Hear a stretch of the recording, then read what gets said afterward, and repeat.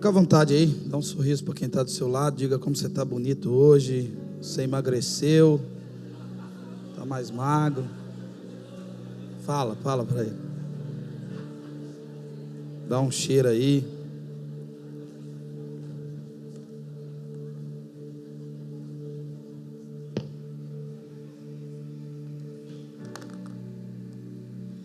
Irmãos, é mais fácil falar em outras igrejas do que falar aqui, não é? É ou não é? Porque, principalmente depois, diante de tudo que você escuta e ouve nesses dias,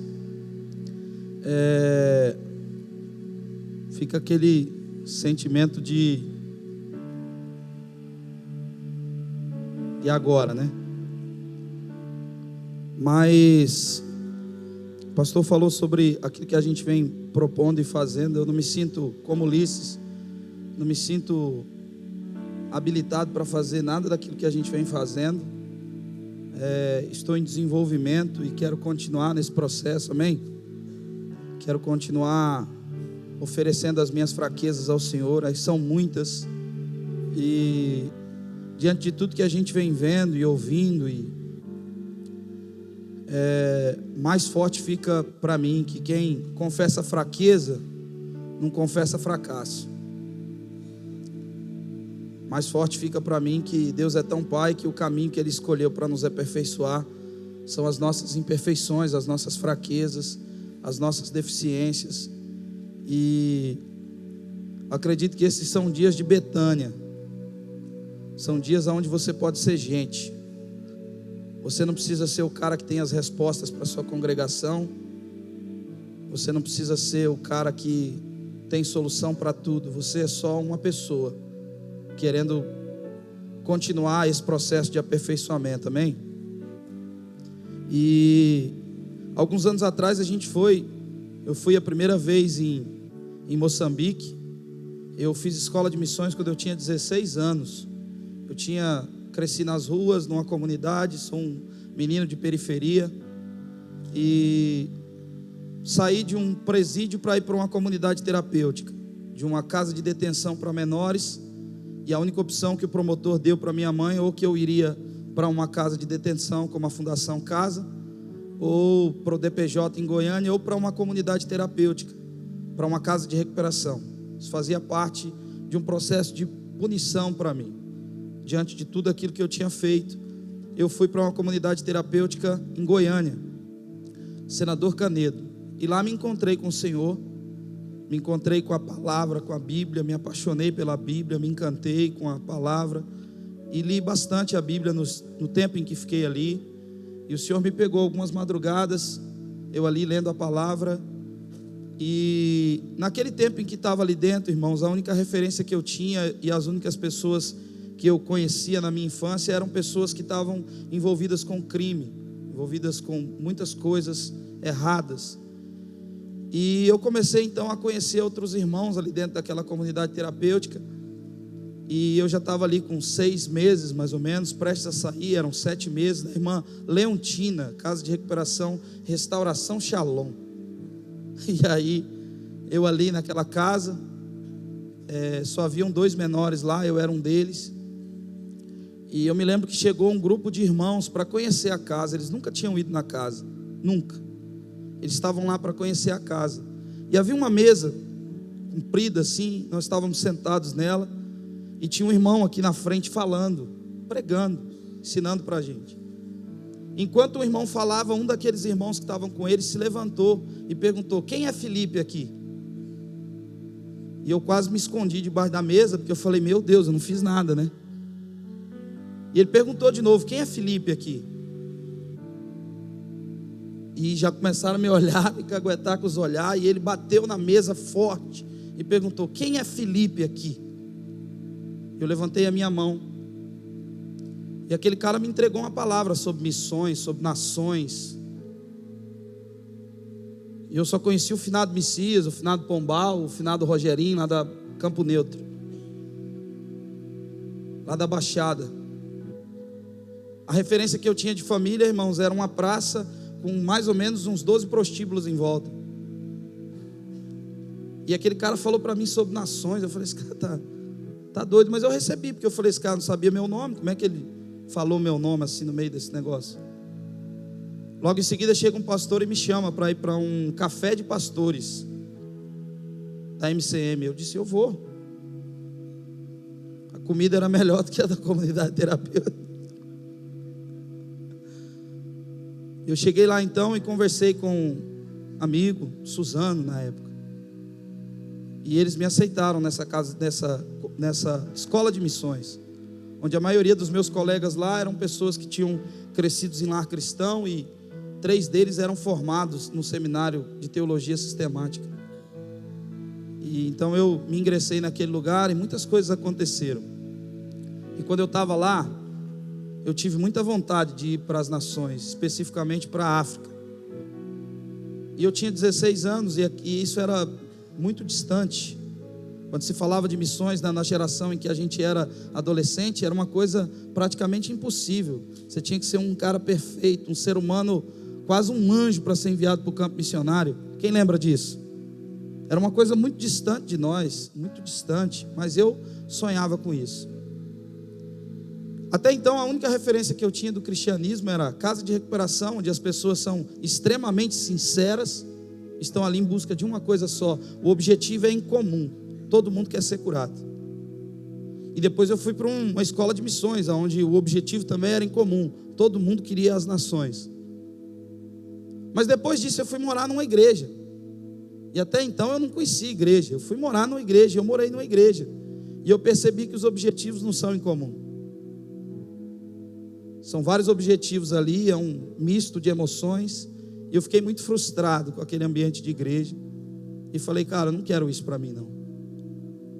E eu voltei para minha cidade, aos 18 anos, e em 2 anos eu terminei com uma havaiana amarrada de arame, uma bermuda amarrada de cadastro, pedindo moeda numa esquina para fumar uma pedra de crack. Mas irmãos, no meio daquela aflição e tudo aquilo, um sonho ainda ficava vivo. Eu queria as nações. Eu dormia numa biqueira, sem luz, sem água. Me lembro das meninas ali fazendo programa no cômodo do lado. E eu cantava a música que eu aceitei Jesus quando na presbiteriana, bem novinho. A minha família hoje, graças a Deus, toda ela congrega nessa igreja. Eu nunca preguei para eles não, mas eles estão lá congregando. E eu cantava uma música e adorava o Senhor ali, pedindo força para me desvincular de tudo aquilo. Mas eu mantinha esse sonho vivo, essa coisa acesa em mim. E os anos se passaram, eu recebi um contato das pessoas que são meus amigos. Fiquei muito feliz em me encontrar com o pastor Valnei e a pastora Luciana, porque quando eu voltei para a casa deles, e eles me adotaram como filho. Eu fiquei um pouco mais de 1 ano morando na casa deles, e eles cuidaram de mim. Foi a referência de uma família que eu tive naquela época, de filhos, de esposa, de marido. E isso não é culpa dos meus pais, a maioria de nós somos órfãos de avô, amém? Amém? Os nossos pais também não tiveram pais. E nesse processo, esse sonho nunca se apagou. Mas eu me lembro de um dia, o Júnior aqui, não era isso que eu ia falar, mas eu quero falar isso, amém, irmãos? Tem um monte de coisa anotada aqui, mas eu vou falar isso. E eu me lembro um dia que o Júnior me entregou uma palavra aqui. Eu estava aqui nesse canto, estava vivendo uma transição, e o Júnior me deu uma palavra. E quando o Júnior me entregava essa palavra, algo se acendia no meu coração. 30 anos, eu tenho 32 hoje. Sei que eu tenho cara de 28, 29, mas é 32 que eu tenho. E o Júnior me entregou uma palavra e os 30 se acendia no meu espírito, no meu coração. E então isso passou, eu fui para um evento com o pastor Luiz e o Lapa, lá no Encontro Profético. E naquele ano eu estava falando em escrever um livro para ir para a África, e eu queria ir em setembro, mas aí nós nos encontramos com o pastor Valnei. Foi uma coisa meio de supetão, não sei se vocês lembram. Ele ia num tempo e ele disse, não, nós vamos em julho. Eu disse, amém. E o Felipe vai, e na hora, naquela pressão, então vai, vamos. E na hora eu não entendi.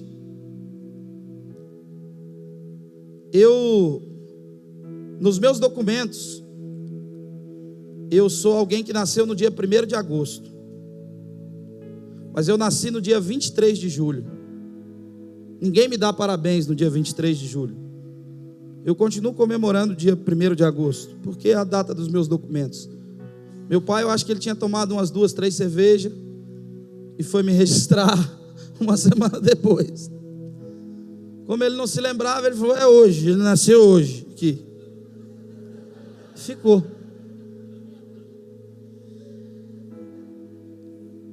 Só que, irmãos, diante dessa pressão que aconteceu lá, a nossa viagem ficou marcada para julho,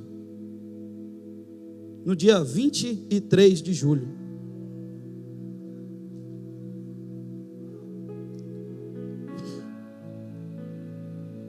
E eu, naquele aeroporto, não recebi nenhuma ligação, nenhum parabéns, ninguém me ligou.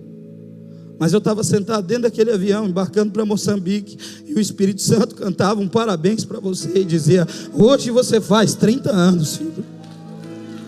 Hoje você faz 30 anos.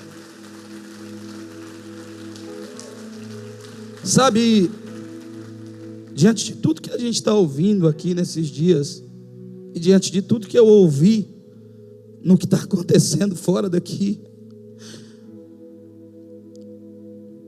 irmãos, eu não sei o que Deus vai fazer, mas eu quero participar disso, amém? Eu quero participar desse movimento. Eu me desarmo para me participar desse movimento, seja na favela, seja na África, na Europa. Eu quero estar sincronizado com o coração de Deus. E o que eu vou falar para você foi o que me manteve numa rota de aperfeiçoamento. Eu tenho 3 filhos hoje, eu tenho uma esposa. Essa noite a minha filha acordou chorando, e eu peguei a Débora no colo, e ela não sabia me contar porque ela estava chorando. E eu fui para a sala com ela e disse: filha, tem anjos invisíveis aqui. O papai do céu não dorme. A gente tem que dar o que a gente não recebeu de ninguém, amém, irmãos? Eu quero participar de tudo isso. Vendo o que está acontecendo nesses dias, eu fiquei imaginando uma partida de futebol. Eu gosto muito de futebol. Tem uma cara de jogador, não tem, irmãos?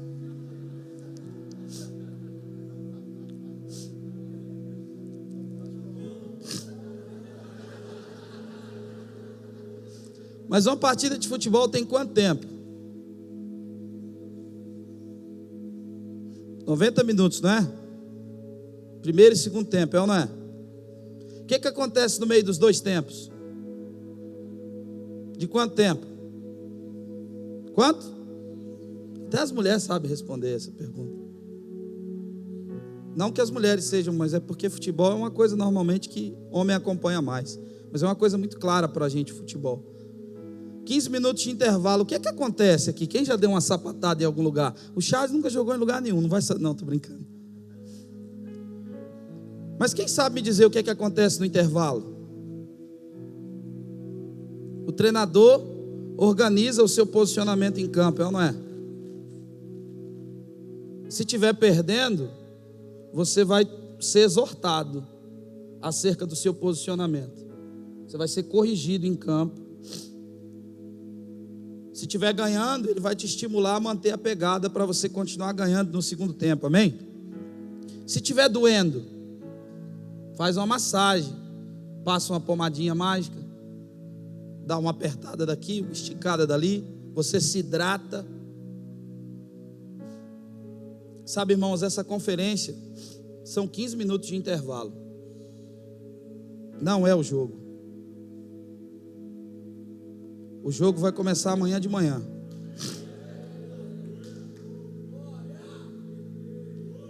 Tem uma comissão técnica aqui nos orientando, nos corrigindo, nos posicionando em campo. fazendo com que cada talento individual aponte para um resultado coletivo. Nós estamos em 15 minutos de intervalo, amém? O seu Shed diz que 95%, já morreu, né? Mas antes de morrer ele disse que 95% das pessoas que participam de eventos como esse não mudam. Mas eu acredito que ainda há 7 mil que não se dobraram a Baal, amém? Está muito interessado em participar daquilo que Deus quer fazer. Nós estamos em 15 minutos de intervalo. O homem, ele é o lugar onde o céu e a terra se encontram. A gente vem entendendo isso nesses dias sobre a nossa humanidade. Você é o lugar onde céu e terra se beijam, se encontram. Não é aqui, não é lá, é você, está dentro de você. Isso foi muito claro para mim. Agora no final do ano a gente fez novamente a ceia para a galera que está solitária. Alguns em condição de rua, outros solitários porque trabalham distante dos parentes. Mas um fato ficou muito marcado na minha cabeça, eu acredito que em todo mundo que estava lá. Nos eventos que a gente faz aqui normalmente de rua, a gente sempre chama uma equipe de louvor. Alguém, um irmão ungido do altar para fazer o louvor. Mas estava uma coisa no meu coração e eu não falei para ninguém. Não foi rebeldia, eu tinha autonomia para fazer aquilo. E eu disse, eu não vou falar para ninguém. Eu não quero que nada interfira naquilo que está no meu espírito. E nós estávamos bonitos lá, nós ganhamos uma oferta bacana para fazer um negócio bonito. Metemos uma tenda, né, Júnior? Aquela coisa bacana, os irmãos tudo uniformizado, vestido a camisa, um Jesus que nasce nas ruas. E estava todo mundo ali fazendo um trabalho junto, coletivo. Então nós perguntamos para eles, quem quer cantar aqui? Haviam travestis, prostitutas, moradores de rua, pessoas de diversas maneiras ali. E eles levantaram as mãos. Eles levantaram as mãos, dizendo, eu quero, eu quero, eu quero, eu quero. A gente dava uma filtrada. O primeiro a cantar, quem abriu a nossa reunião naquele dia, foi um travesti que cantou, meu Deus, não é de madeira. Foi bonito. Muito bonito. Mas teve um cara que chegou muito bêbado e deu muito trabalho para a gente. Ele chegou empurrando uma bicicleta, grosso, igual um tanque de manga. E ele chegou empurrando uma bicicleta e a gente tentando sentar ele, guardar a bicicleta. E minha bicicleta ninguém vai pegar não. Eu dizia, cara, deixa a gente te ajudar e deixa a gente sentar aqui e tal. E ele grosso, ele estava muito grosso mesmo. Mas o pessoal foi tendo muita paciência, muita graça com ele. Até que ele sentou. E ele estava podre de bêbado. Mas na hora de cantar, ele chegou lá na frente e disse assim, eu quero cantar. Eu falei, qual música você vai cantar? Ele falou, porque ele vive.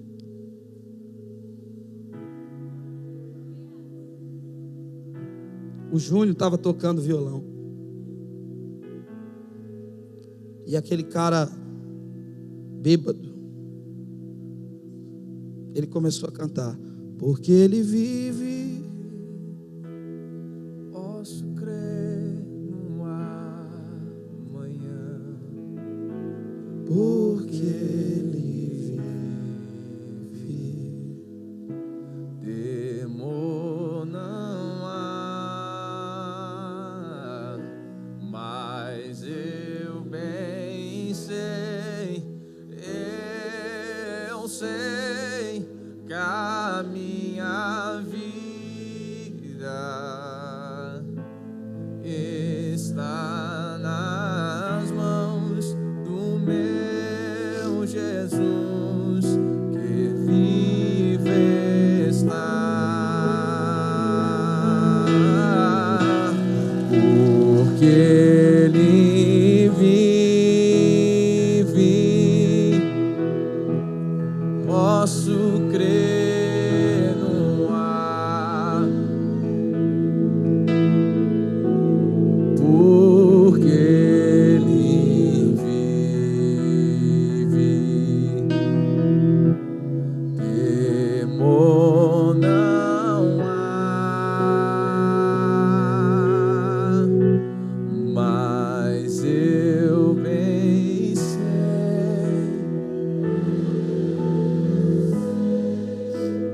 que a minha vida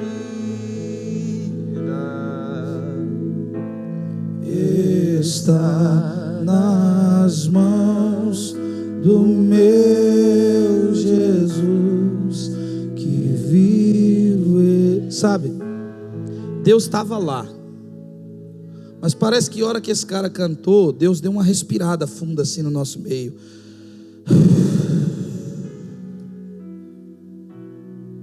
Pastor Luiz já estava assim, yeah! O outro já estava no canto para chorar. Por quê? Porque santidade não está relacionada ao conceito da meritocracia. Ela não é repelente, ela é atraente. Santidade é criar um ambiente para que Deus seja Deus. Não está relacionado ao meu comportamento religioso. Eu não sou como estes.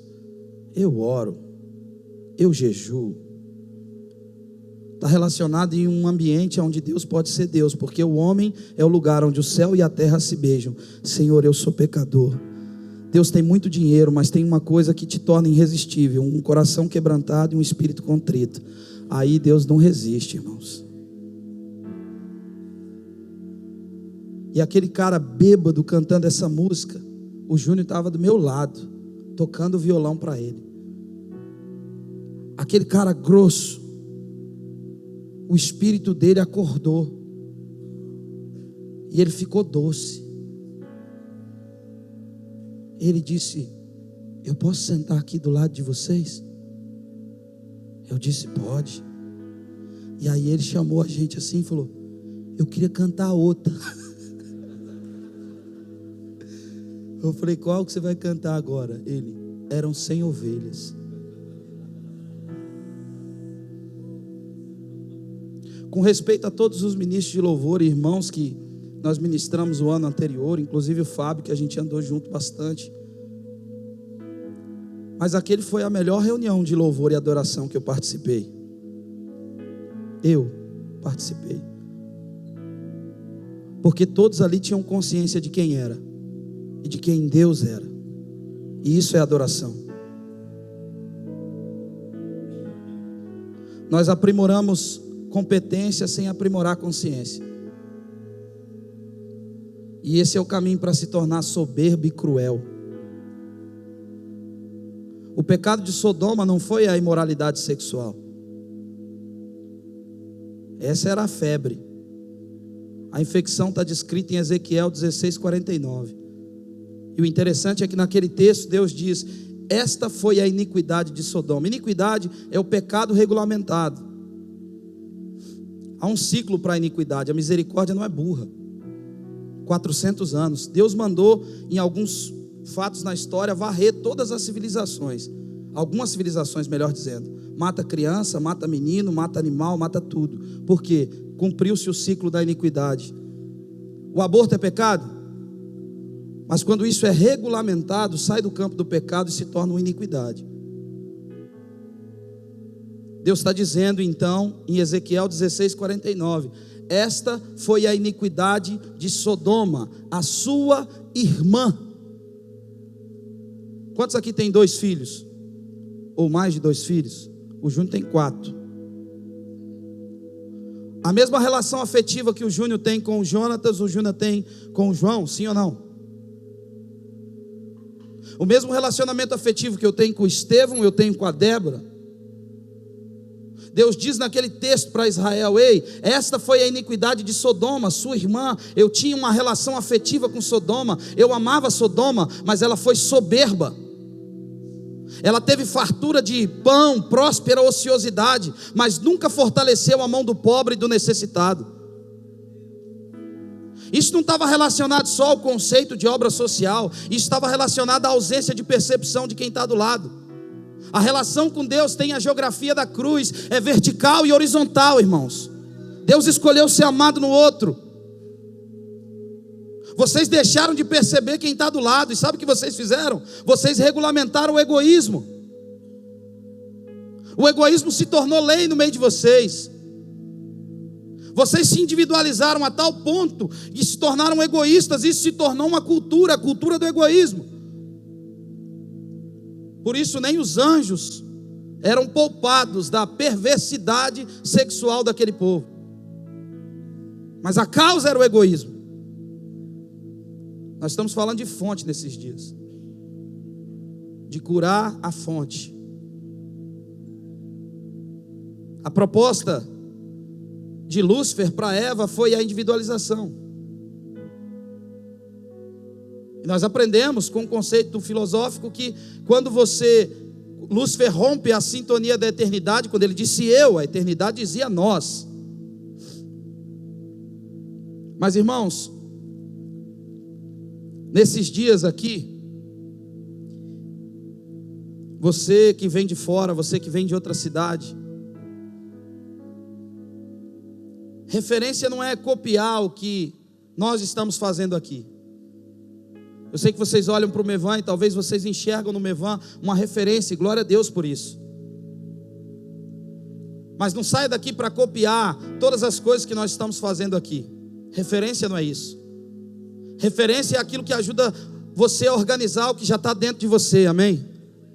Não vai vir daqui de Santa Catarina aquilo que a sua cidade precisa, está lá na sua cidade. Deus vai habilitar os seus ouvidos para você ouvir quem tem 5 pães e 2 peixes. Deus vai te dar a sensibilidade que você precisa.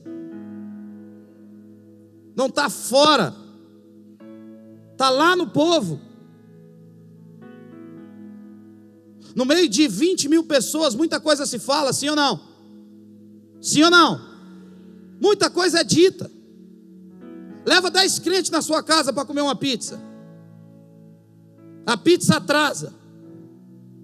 O cara come a bolacha da sua filha, o Danone do seu filho. Aquele pote de bolacha murcha, que todo mundo tem um em cima da geladeira. O cara come aquilo, ainda passa o dedo assim atrás depois.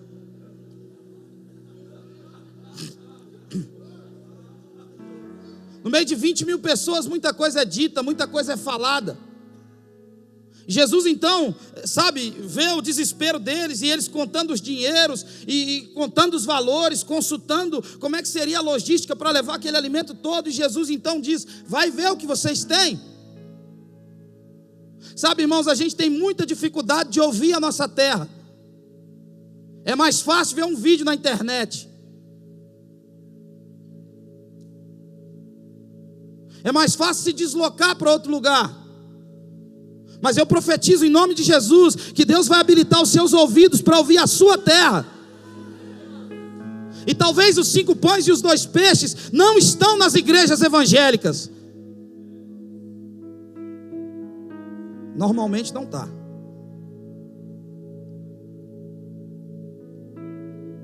André. Ah, como eu amo André. Queria ter mais um filho para pôr o nome dele de André. Minha mulher não quer mais. Deve estar assistindo e fez o nome do pai a hora dessa, quando eu falei.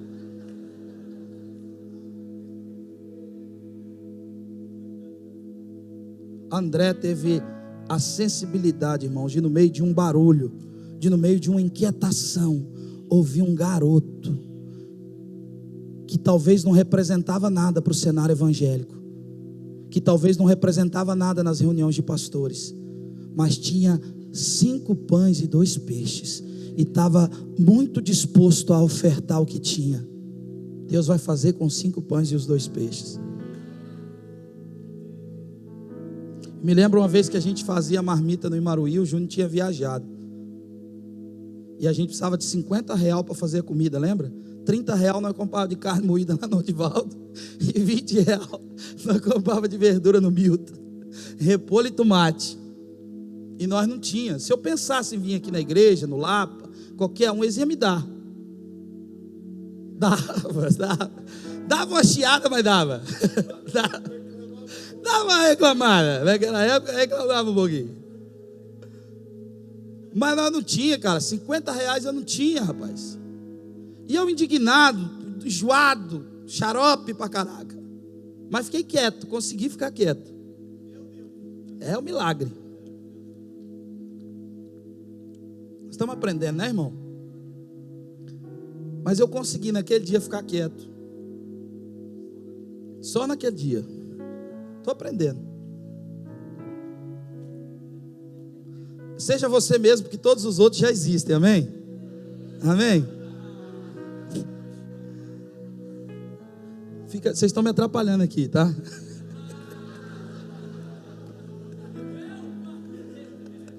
Dá um abraço ali. Rapaz, e aí eu falei, cara, nós não temos 50 reais, naquela indignação, aquela inquietação de alma. Eu disse, cara, Senhor, dignifica esse negócio, nós não temos e tal, mas não falei com ninguém, diante de Deus, eu não falei com ninguém.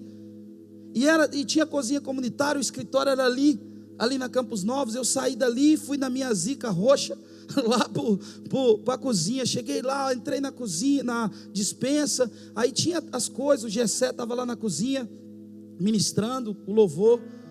Gessé que está no Nordeste. E aí eu entrei lá, vi, tem arroz, tem feijão, tem as paradas tudo, mas nós não temos carne nem verdura. O Júnior já deixava tudo organizado. O Júnior é muito metódico, assim, organizadinho. E ele já tinha deixado, falado com o Milton, falado com todo mundo. Mas vocês estão entendendo, amém? Eu disse, nós podíamos ter esse dinheiro para comprar. Eu fiquei naquela, o Éder foi lá, pegou tudo, nós trouxemos tudo aquilo, fizemos a comida e fomos para lá. Isso aconteceu há muito tempo, eu vim entender isso agora, esses dias. E aí a gente foi para lá e serviu aquela galera, servia lá umas 100 e poucas marmitas. Chegou uma senhora desse tamanho assim, em mim, vestida de branco. Não era anjo nem médico, trabalha no peixe. Estava com o uniforme do porto lá, que trabalha no peixe, arrancando tripa de peixe o dia inteiro. Ela chegou bem no meu pé do ouvido, pastor Lapa, e falou, pastor, eu estava lá em casa, e Deus falou para mim vir aqui trazer um dinheiro para o pastor. E falou para o pastor não desanimar não, fazer mais marmita. Eu disse, se Deus mandou, então me dá, ué. Ela colocou a mão no elástico da calça, e sabe quanto que ela pegou? 50 reais amassado, e colocou na minha mão.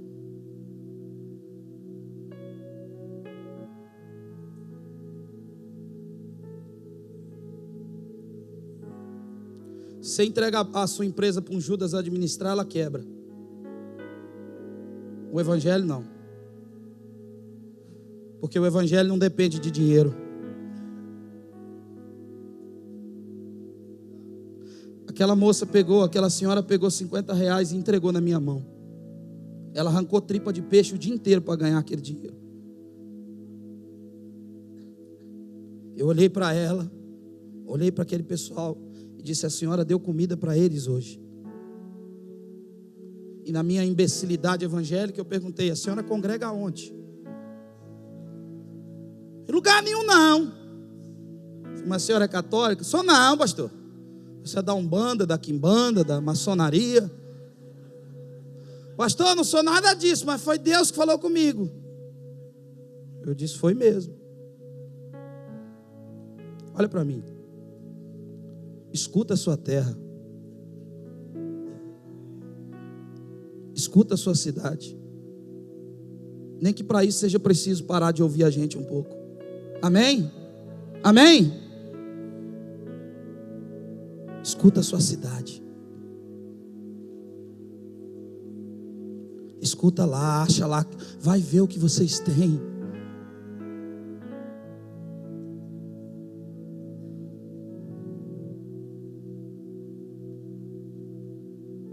Interessante é que eu estou falando das coisas e eu não sei o que vai vir daqui para frente.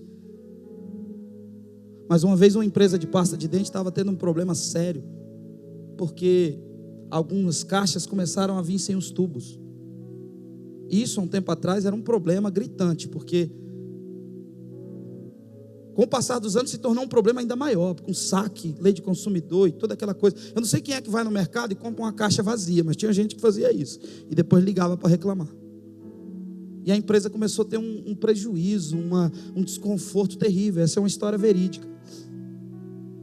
Então eles contrataram um grupo de engenheiros da Suíça, investiram 8 milhões de dólares para resolver esse problema. Eles desenvolveram um sistema, implementaram em todas as esteiras, em todas as fábricas dessa empresa, e esse sistema detectava, pastor Juscelio, o produto, um laser apontava o produto, tudo parava, esse produto era retirado e a produção continuava. Sucesso. 8 milhões de dólares investiram. Um dos diretores da empresa foi olhar os relatórios. E em 6 meses não havia nenhuma reclamação no saque por esse motivo. E ele disse: está dando certo. Mas o sistema que eles investiram 8 milhões também promovia um relatório para ele. E quando ele foi olhar a unidade que ele era responsável, ele percebeu que lá, há 4 meses, o sistema estava desligado. Ele disse: mas como? Se há 6 meses nós não temos reclamação, mas há 4 meses o sistema está desligado. Essa é uma história real. Então ele desceu à fábrica, que é o que nos falta muitas vezes. Descer no chão da fábrica. E ele desceu. E quando ele foi lá, ele chamou o senhor, que era o encarregado da produção. Ele disse: vem cá, eu não entendi o que está acontecendo, eu não vim brigar, eu quero entender. 6 meses nós não temos nenhuma queixa, mas há 4 meses o sistema está desligado. O que aconteceu aqui? Então aquele homem simples, Juca, falou para ele: olha, patrão, o sistema aqui, ele funcionava, mas apitava, atrapalhava a gente tinha que reiniciar tudo, nós não ia conseguir bater meta. Então nós juntamos aqui 10 pessoas, cada um deu R$15, e nós compramos um ventilador bem grande, e colocamos na frente da esteira. Toda vez que uma caixinha vazia passava, o ventilador soprava ela, e a gente continuava produzindo.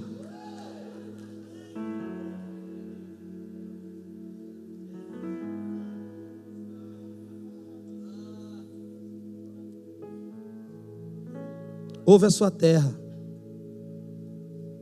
ouve a sua cidade. Vamos parar de aumentar o volume do louvor para não ouvir a nossa cidade, o volume da adoração para não ouvir a nossa cidade. Leia a Bíblia com o jornal do lado.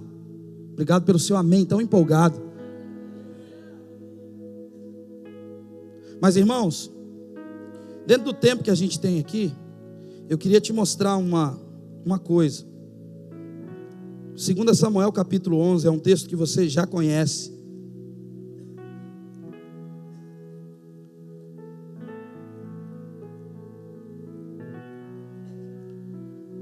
Canta, Fábio. Acende a chama, ó Pai, que uma vez me deu. Vem limpar minha resplandecer.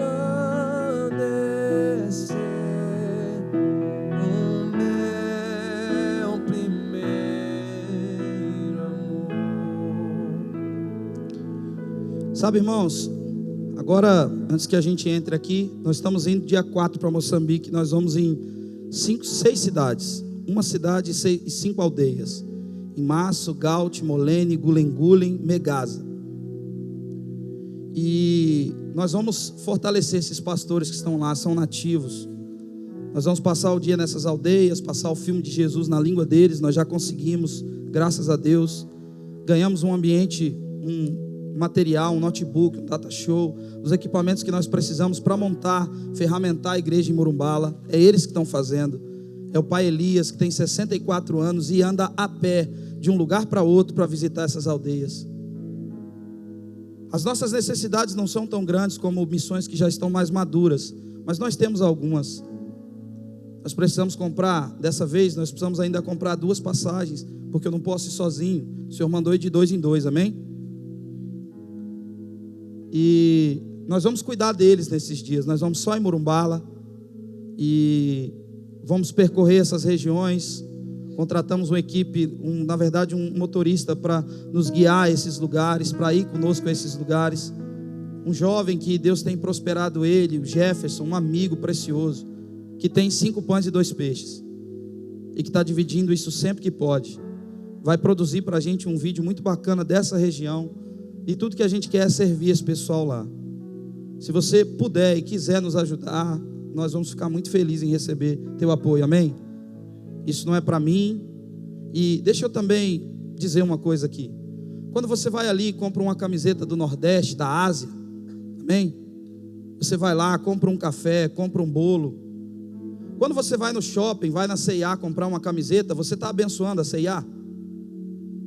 Tá, me responda. Quando você vai na Renner comprar uma camiseta na Renner, você está comprando um produto, sim ou não? Amém? Você vai lá comprar. Então a gente fica lisonjeado que você vá ali e compre os nossos produtos, sim ou não? Mas abençoar é mais que isso, amém, irmãos? Sim ou não? O seu amém foi meio groselha, amém? Abençoe mesmo, participe. Em proporção, cada cristão evangélico. Eu não queria dar essas estatísticas, o Jackson falou de estatísticas, mas elas são assustadoras. Em proporção, cada cristão brasileiro investe R$1,38 ao ano em missões transculturais.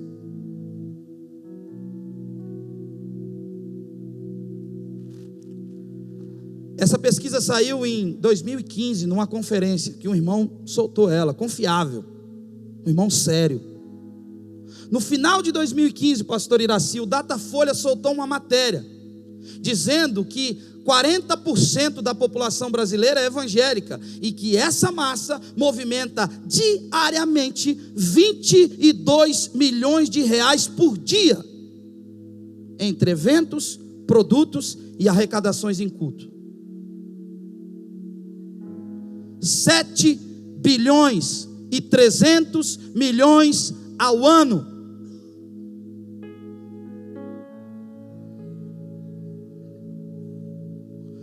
Qual a proporção do nosso investimento nas nações? Faça o cálculo. Faça o cálculo.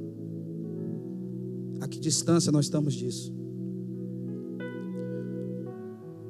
Ai meu Deus, 2 Samuel capítulo 11, versículo 1. Decorrido um ano no tempo em que os reis costumavam sair para a guerra, enviou Davi Joabe e seus servos, e com ele toda Israel, e destruíram os filhos de Amon, e sitiaram Rabá.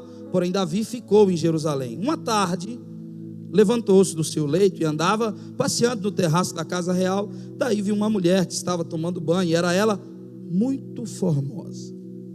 Davi mandou perguntar quem era. Eles disseram: é Betseba, filha de Eliá, mulher de Urias o Heteu. Então enviou Davi mensageiros que a trouxessem. Ela veio e se deitou com ela. Tendo-se ela purificado da sua imundície, voltou para sua casa. A mulher concebeu e mandou dizer a Davi: estou grávida. Espírito Santo, fala conosco nessa manhã de uma forma profunda, Senhor. Continua falando conosco. Obrigado por aquilo que o Senhor usou o Ulisses para ministrar nessa manhã, Senhor. O aperfeiçoamento através daquilo que somos, as transições que vivemos, a compaixão brotando nesse processo de uma forma mais aguda em nós. Mas em nome de Jesus, tem misericórdia de nós, continua falando aos nossos corações, nos instruindo pela Tua palavra. Nós te pedimos em nome do Senhor Jesus, em nome de Jesus. Essa não é uma palavra que o Senhor, digamos, me deu nessa madrugada e eu passei a noite escrevendo. Não, isso é algo que me consolou algumas vezes, e eu queria compartilhar com os irmãos. A sua vida é feita de escolha. Você é resultado das suas escolhas. Você é hoje o que você escolheu ser ontem. Nós somos resultado dos nossos encontros e das nossas escolhas. Uma escolha certa pode fazer um mendigo virar rei, mas uma escolha errada pode fazer um rei virar um mendigo. Pode introduzir na sua vida um declínio absurdo. E isso aconteceu. Há um tempo aqui, e a ausência dessa compreensão faz com que Davi se comporte contrário ao tempo. O tempo era de guerra. Nós estamos falando aqui constantemente. Há um tempo atrás os meninos falavam sobre as estações. Há 2 estações primárias e 2 estações secundárias, e elas determinam o seu comportamento, como você se veste, amém? A sua programação familiar é de acordo com as estações, sim ou não? Todo o seu comportamento, toda a dinâmica da sua casa, ela diz respeito às estações. Aqui nós guardamos nas malas as blusas pesadas, Dá um inverno aqui, fica um cheiro de naftalina nessa igreja absurdo. Porque todo mundo tira as blusas, lá em Curitiba nem se fala, o frio de lá é uma tortura. As estações elas determinam, então o tempo aqui era um tempo de guerra. Embora Davi fosse alguém que tivesse várias conquistas, várias patentes, ele escolheu estar em um lugar que Deus não queria que ele estivesse. Ele aderiu a um comportamento que não condizia com o tempo. E assim como a Bíblia diz que uma medida de estutícia é como uma mosca morta no unguento do perfumador, e faz esse perfume exalar mau cheiro. Um pouco de estutícia também aplicada à sabedoria, à honra, complica a caminhada de qualquer ministério. E esse homem de Deus, um adorador, ele envia todo mundo e ele fica em Jerusalém, no seu palacete acarpetado, vendo as mensagens lá dos seus seguidores, contemplando todo o seu reino, o seu palácio, mas de repente ele se depara com algo que provavelmente estava diante dos seus olhos todos os dias. Betseba era mulher de Urias. Urias era um oficial e os oficiais moravam em redor do palácio. Aquela mulher certamente tomava banho ali outros dias, em outras ocasiões, mas naquele dia, vocês estão aqui comigo, amém? Naquele dia em que Davi escolhe estar em um lugar que não era o lugar para ele estar, não era o comportamento adequado para o tempo, ele então olha pela janela e vê algo. E o homem é o lobo do homem. Então naquele instante ele faz uma consulta rápida e sem pensar muito ele diz: eu quero essa mulher, tragam ela para mim. E ele se deita com essa mulher, mulher de outro. Infelizmente essa cultura, essa desgraça desse adultério é uma cultura terrível. Porque algumas pessoas acham que em vista das conquistas que tiveram, podem agir contrário ao tempo, Juca. E ele trai a confiança do amigo, anula todos os princípios éticos e morais que ele tinha como ser humano, como adorador, se deita com aquela mulher, e daqui a um tempo aquela mulher manda dizer: estou, porque as suas escolhas sempre vão gerar alguma coisa.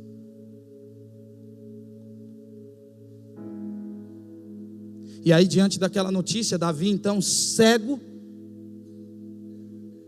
abandona aquela condição, porque Eclesiastes 10:1, se eu não me engano, diz que uma mosca morta faz um unguento do perfumador exalar mau cheiro.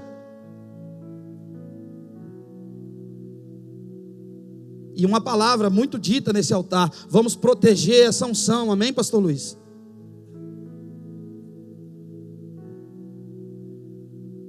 E aí, irmãos, Davi começa então uma trajetória de declínio, de barbaridades. Ele diz: mandem chamar Urias para mim. E Urias vem, e ele recebe Urias com presentes, e dá vários presentes para Urias, faz uma festa, e diz: vem meu amigo, eu estou se deitando com a sua mulher, mas você é meu amigo, vem aqui, eu estou usando a minha influência, os lugares que eu conquistei, para desgraçar a sua família, mas vem amigo, senta na minha mesa, receba os meus presentes.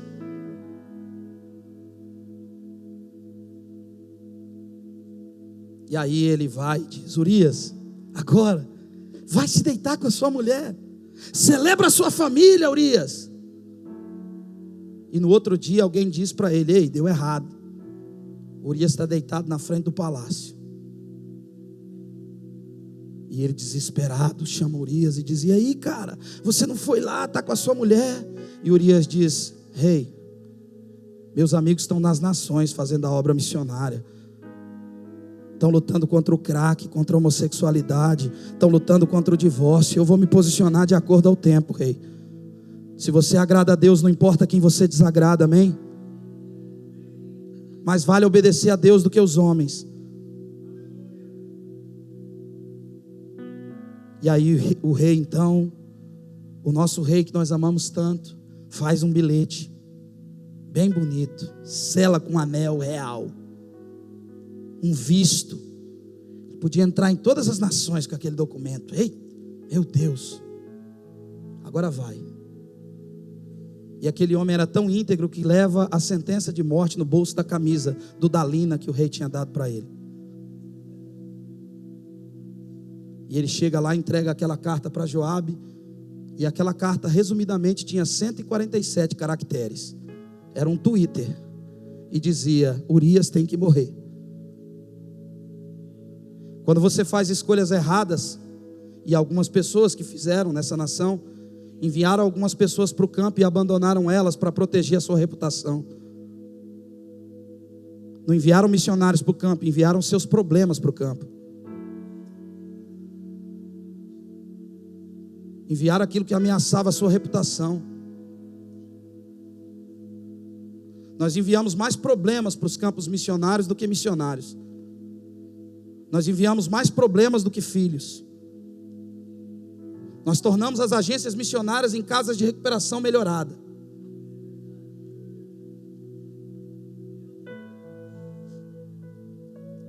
E aí Urias, pobre Urias, morre. Davi havia perdido o reino, irmãos. Me responda, por favor. Havia deixado de ser rei?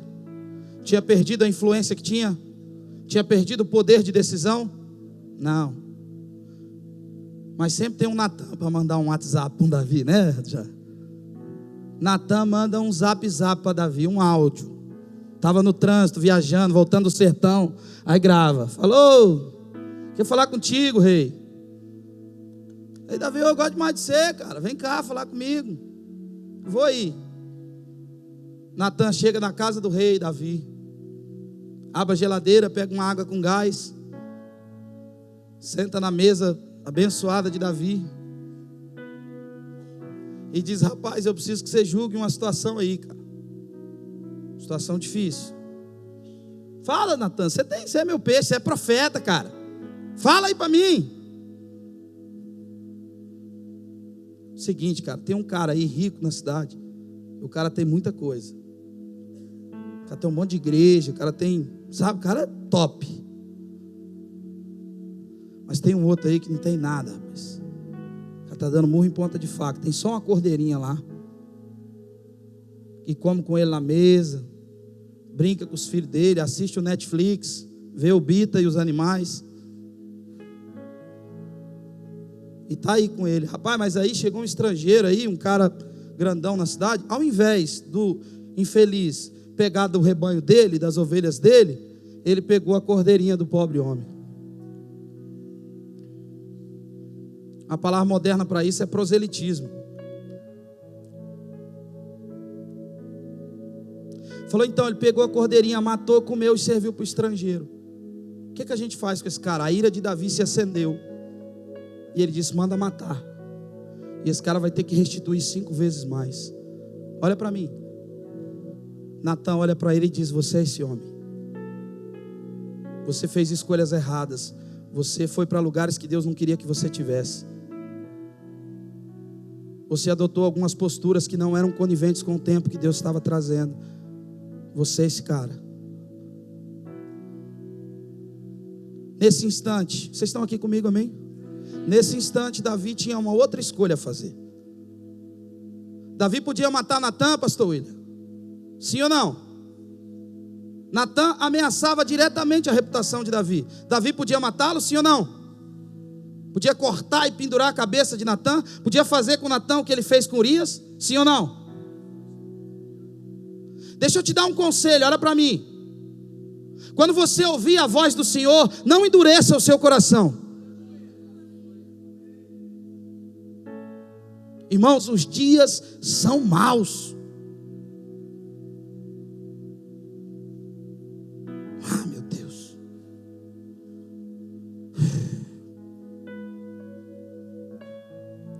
Davi podia matar Natan.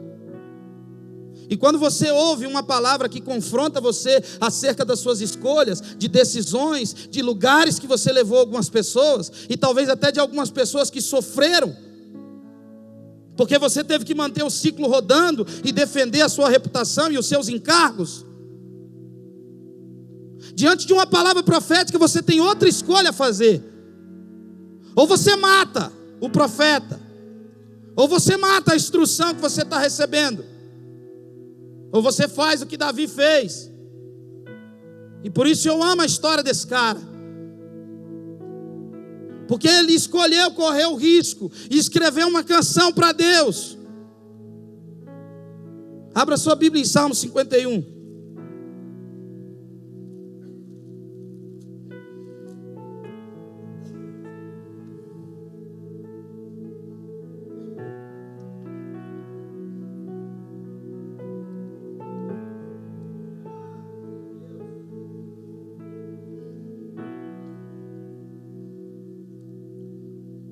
Salmo 51, versículo 7.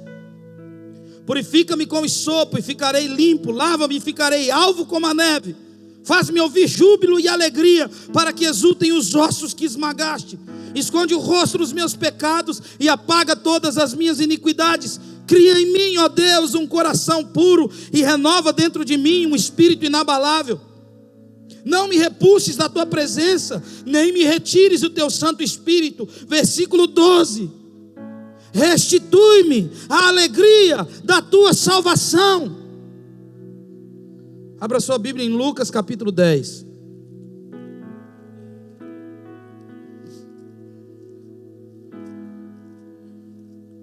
Ah, meu Deus, me ajuda, Senhor.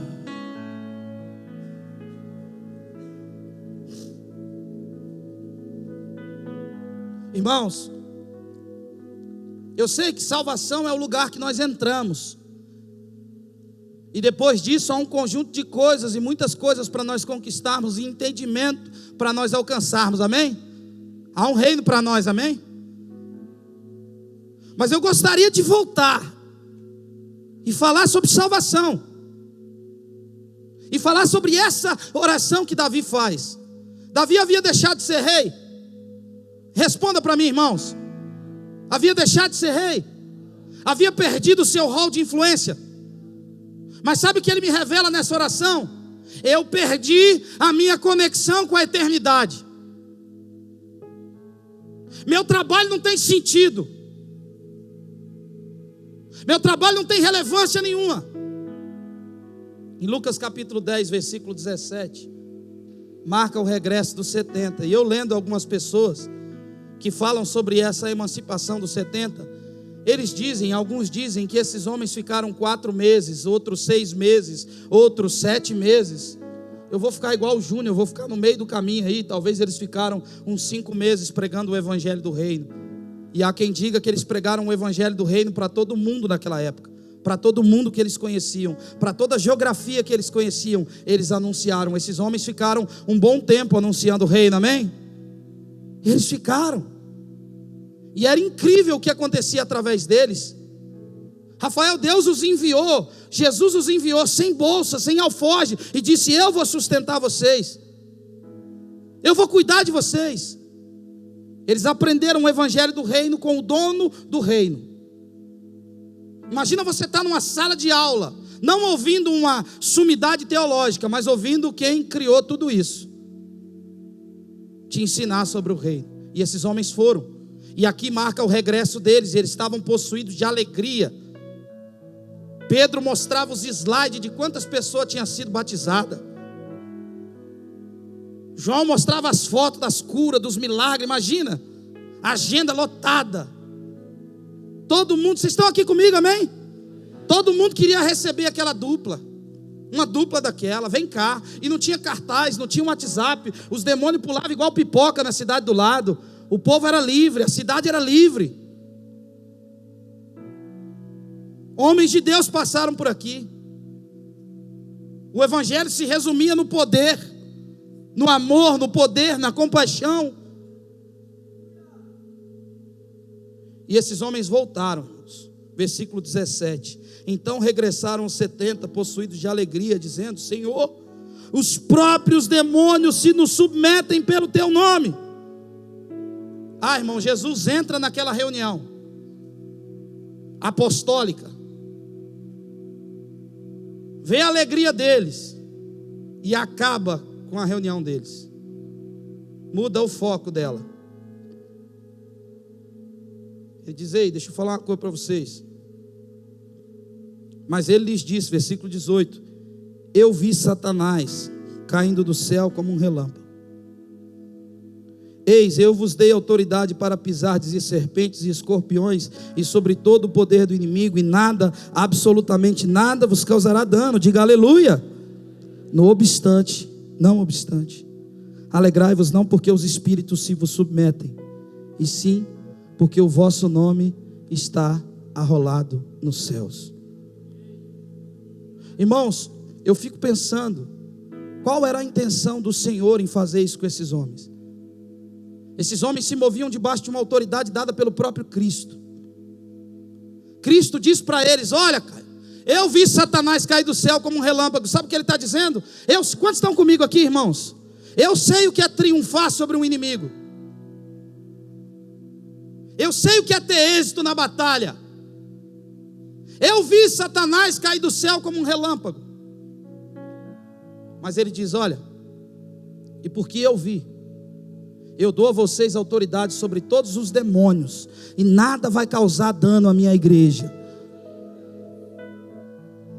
Não obstante, não se alegrem porque vocês estão tocando as nações, porque vocês estão expulsando os demônios, porque vocês estão fazendo muitos milagres, mas porque há uma eternidade para vocês. Vocês estarão com o Senhor, vocês são eternos, o nome de vocês está rolado nos céus. Proteja o coração de vocês, porque o dia que vocês perderem esse vínculo com a eternidade, esse reino não faz mais sentido.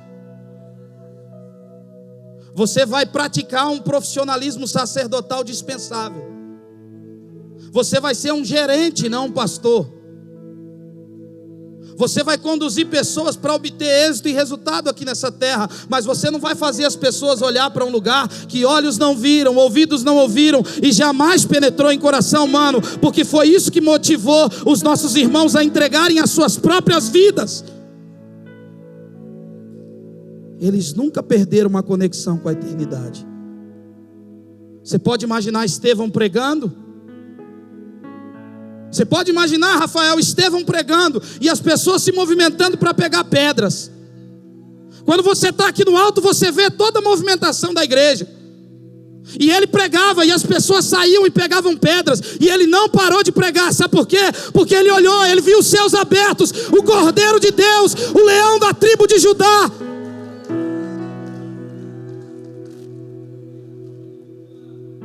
Nós trabalhamos para um reino eterno. Por isso, irmãos, quando esses homens voltaram, Jesus estava dizendo para eles: ei, é muito bom o que vocês estão vivendo, mas façam a oração de Davi. Se desesperem e digam: Senhor, dá sentido ao meu trabalho, dá sentido ao meu sacerdócio, dá sentido à minha adoração, dá sentido às minhas canções, dá sentido à minha profecia. Não me deixa perder essa sintonia com a eternidade, não. Porque senão eu estou morto. Qual o caminho para se tornar um miserável espiritual? Um pastor miserável? Um ser humano desprezível e infeliz? Abra sua Bíblia em 1 Coríntios capítulo 15. Você está aqui comigo, irmãos? Faz alguma coisa, adora Jesus, levanta suas mãos, diz: Senhor, fala comigo.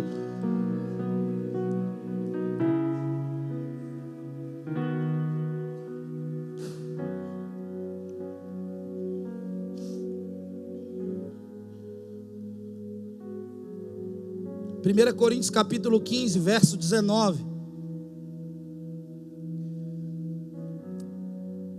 E nós falamos sobre esperança nesses dias.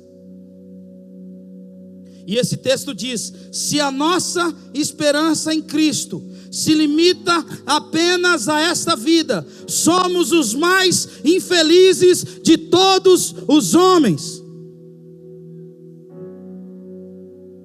Talvez na sua versão diga miserável.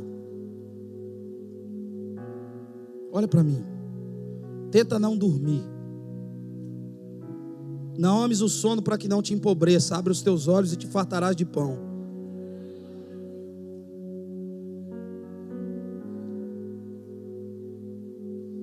Não faz sentido renunciar a muitas coisas na sua casa para projetar o seu coração simplesmente para os resultados que você vai ter. Sabe, irmãos, não tem muito tempo que eu viajo, não. Tem pouco tempo. Eu estou aprendendo ainda. Mas nessa caminhada aí eu vi tanto pastor abatido, angustiado, perdendo os filhos, pastor José. Perdendo a família, em depressão. Pastoras que me recebiam, colocavam coisas na minha mesa, mas no fundo, sabe, dava para ver a tristeza no olhar dela. Em contrapartida, a gente acha tanta gente boa, mas a gente vê tanta gente triste. E eu fico me perguntando, aonde esses homens se perderam? Quando você projeta o seu ministério só em encher cadeira vazia, quando você se cobra para encher um prédio de gente, você não foi chamado para isso. O seu trabalho é eterno, você trabalha para um reino invisível e eterno.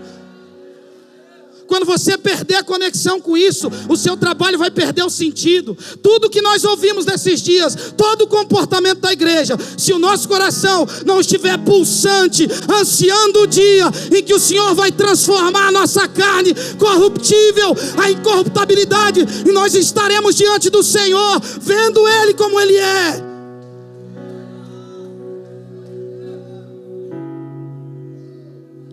Vai perder o sentido, vai ficar pesado. Vai te angustiar muito, vai matar você e a sua casa. Por que alguns homens entregaram as suas vidas? Porque eles não estavam presos no resultado. E eu quero sim falar de salvação. E ontem nós nos alegramos. E hoje o Luciano, no grupo, escreveu sobre a alegria da salvação. Sabe, irmãos, não se alegrem. Porque os dias que você não tiver resultado para celebrar, você vai entrar em depressão, pastor. E você vai sentar na cadeira do psicólogo. Você vai se achar um inútil. Mas se você entender que o que você faz é para a eternidade e a sua recompensa é lá, você vai erguer as suas mãos, mesmo quando não houver ovelha, mesmo quando as ovelhas foram exterminadas do aprisco, no curral não tiver gado, não tiver vinho, nada. Todavia eu me alegrarei no Senhor e me exultarei no Deus da minha salvação, que firma os meus pés como da coça e me faz habitar em lugares altos. Eu trabalho para a eternidade.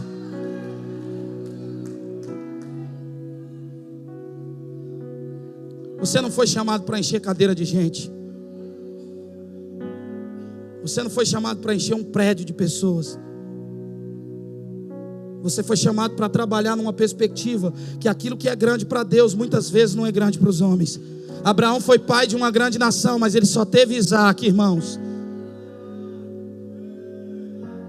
Jesus terminou o ministério dele com uma igreja de 120 pessoas. Eu já vi isso, irmãos. Alguns pastores têm 120 pessoas na sua congregação. Talvez em alguns lugares você não ganhe nem um abraço. Mas quando de repente vier, as suas 120 pessoas vai marcar o planeta, porque eles serão cheios do Espírito Santo. Eles vão estar esperando alguma coisa que vem do alto, não vem da terra. E quando o Espírito Santo vem, ele não dispensa ninguém, ele organiza gerações. Por que nós temos que olhar para o alto? O Espírito Santo vir, porque aí os nossos filhos e as nossas filhas não vão estar se drogando, não vão se render a essa pressão do marxismo, do homossexualismo e de tantos outros ismos. Eles vão profetizar, irmão. Os nossos filhos e as nossas filhas profetizarão. Os nossos velhos não serão acamados, eles vão sonhar. Sabe, irmãos, eu entendo o que Jesus estava fazendo com esses 70. E talvez seja tempo de fazer isso com o nosso ministério, de colocar a nossa alegria em outras coisas, de voltar a ser simples e entender que nós vamos sentar numa mesa bem grande e vamos dizer: Abraão, passa o arroz aí para mim. Estou nem aí se vai ser aqui na terra ou lá em cima, eu não estou nem aí. Eu sei que eu vou estar com Deus, essa inconstância vai acabar, sabe, o pecado não vai me afligir, eu não estou nem aí, irmãos. Eu estarei com o meu Deus eternamente.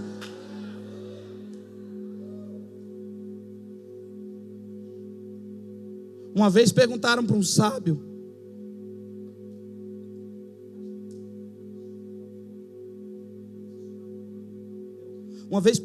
sábio, sabe como é que é a eternidade? Onde é que começa esse negócio? Aí ele falou: olha, obrigado, pastor. Obrigado, amém.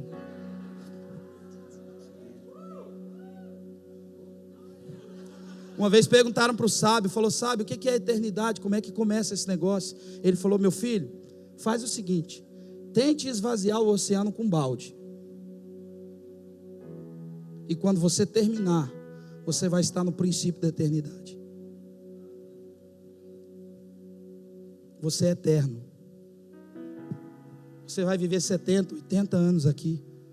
Talvez um pouco mais. Alguns um pouco menos.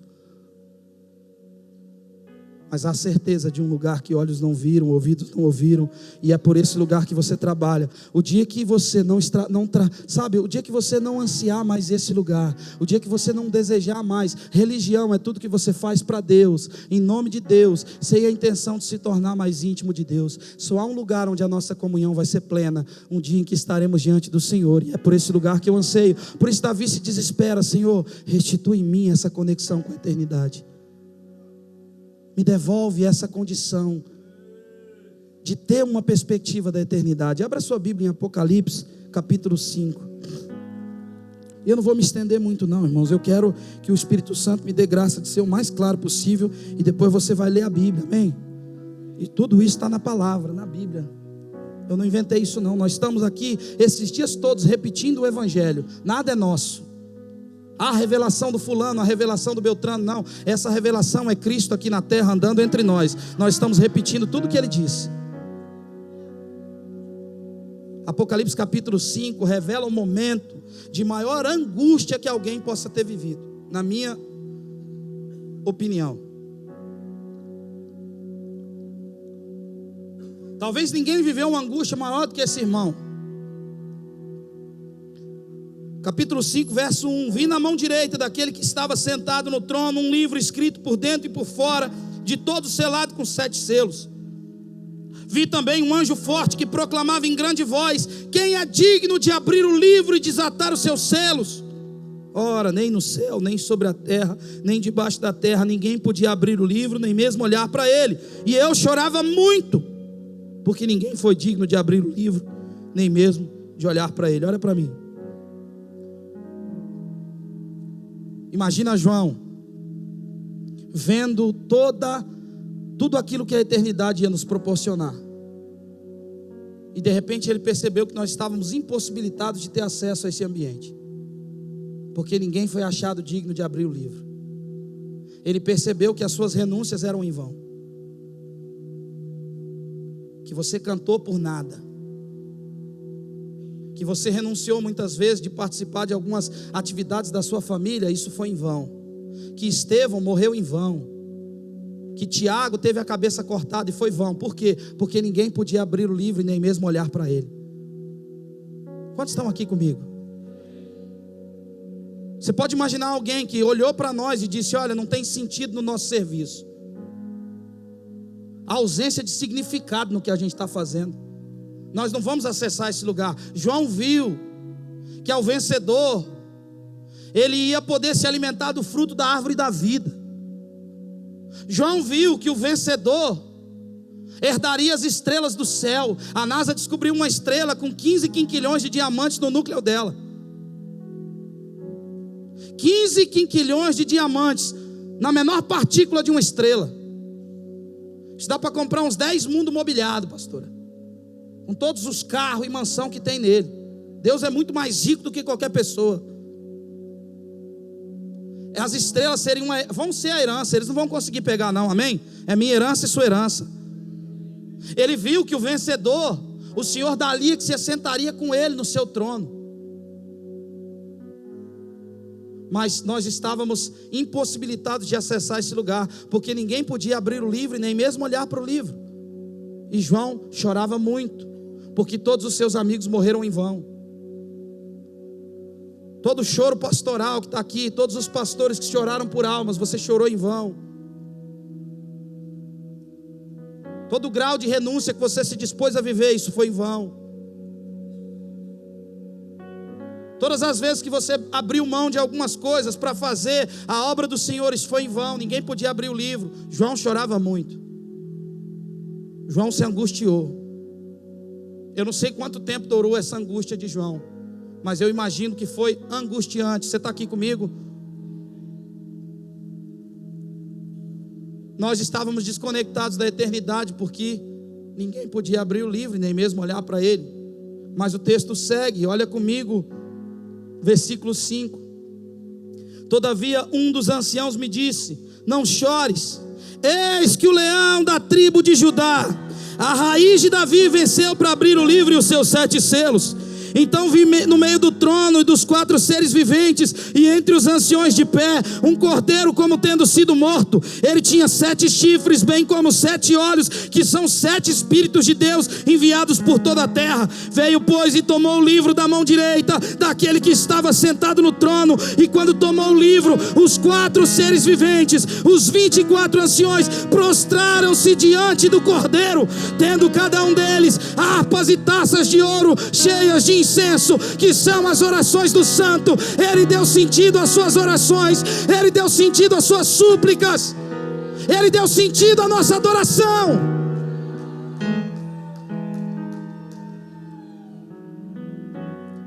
Versículo 9: entoava um novo cântico, dizendo: digno és de tomar o livro e de abrir os seus selos, porque foste morto e com teu sangue compraste para Deus os que procedem de toda a tribo, língua, povo e nação. E para o nosso Deus os constituíste reino e sacerdotes, e reinarão sobre toda a terra. Vi e ouvi uma voz de muitos anjos ao redor do trono, dos seres viventes, dos anciãos, cujo número era de milhões, e milhares e milhares, proclamando em grande voz: digno é o cordeiro que foi morto de receber o poder, a riqueza, a sabedoria, a força, a honra, a glória e o louvor. Olha comigo o versículo 13, os teólogos que me perdoem. Então ouvi que toda criatura, o macaquinho, a vaquinha, o cavalinho, que há no céu e sobre a terra e debaixo da terra e sobre o mar, e tudo que neles há, estavam dizendo: aquele que está sentado no trono e ao Cordeiro seja o louvor, a honra, a glória e o domínio pelos séculos dos séculos. E os 4 seres viventes respondiam: amém. Também os anciões prostraram-se e o adoraram. Sabe, irmãos, esse é um momento de maior angústia que um homem pode sentir, mas também é um momento de maior alegria que a eternidade nos revela, porque o Cordeiro foi morto e comprou para Deus os que procedem de todo. Ele deu sentido às nossas orações, ele deu sentido ao nosso sacerdócio. Ei, pastor, olha para mim, você trabalha para um reino invisível e eterno. E se os resultados não tiver nenhum resultado, ainda que a figueira não floresça, ainda que o produto das oliveiras mintam, ainda que as ovelhas sejam arrebatadas do aprisco e no curral não haja gado, todavia, Crespo, eu me alegrarei no Senhor e me exultarei no Deus da minha salvação. Porque Deus amou o mundo de tal maneira que entregou o seu Filho unigênito, para que todo aquele que nele crê não pereça, mas tenha a vida eterna. Nós somos eternos. E os animais diziam, versículo 13 é meio Nárnia, né? Os animais diziam: que negócio é esse? Não é que os animais diziam, é que nós vamos ser devolvidos à origem do Éden. E agora João podia entender o que os animais cantavam. Agora João podia entender que tudo que tem fôlego louva ao Senhor, que tudo que tem fôlego presta adoração a Ele. Ele nos devolve para a nossa condição original. Nós podemos ouvir as estrelas e as baleias cantando juntas. Dá um pouquinho mais de retorno para mim aqui, Zequinha. Você é eterno. Você é eterno. O seu sacerdócio é eterno. O seu sacerdócio não é dessa terra. Se a sua esperança em Cristo consiste apenas em quantas células você vai ter, em quantos membros você vai ter, em quantos discípulos você vai ter, deixa eu te dizer uma coisa com muito carinho: você é um ser humano infeliz, talvez o pior, o mais infeliz de todos os homens. Mas se você é pobre de espírito, você é bem-aventurado, porque seu vai ser o reino dos céus. Se você é misericordioso, o Senhor vai enxugar do seu rosto toda lágrima.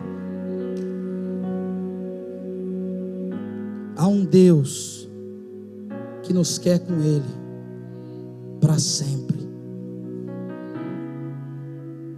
Para sempre. Você está aqui comigo? Talvez algumas escolhas que você fez roubaram essa alegria de você.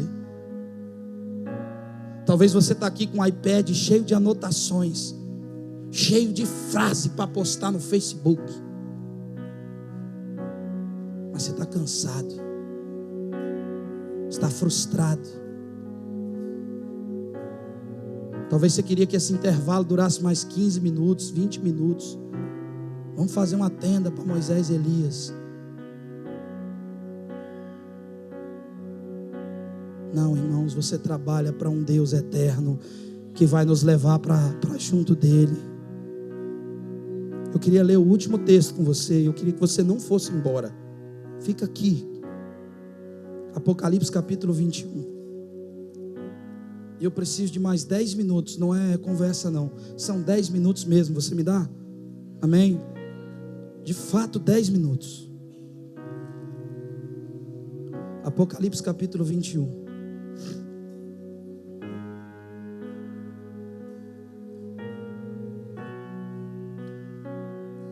Quantas mulheres tem aqui? Levanta a mão.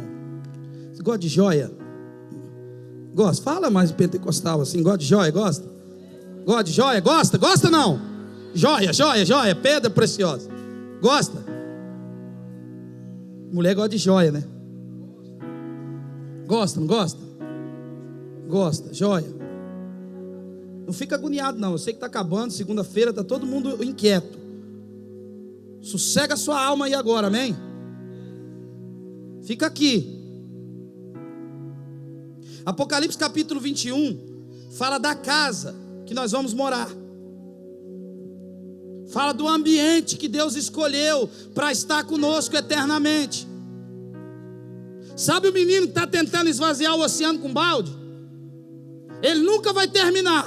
Esse é o prazo que você tem para morar nessa casa. A imobiliária nunca mais vai te pedir.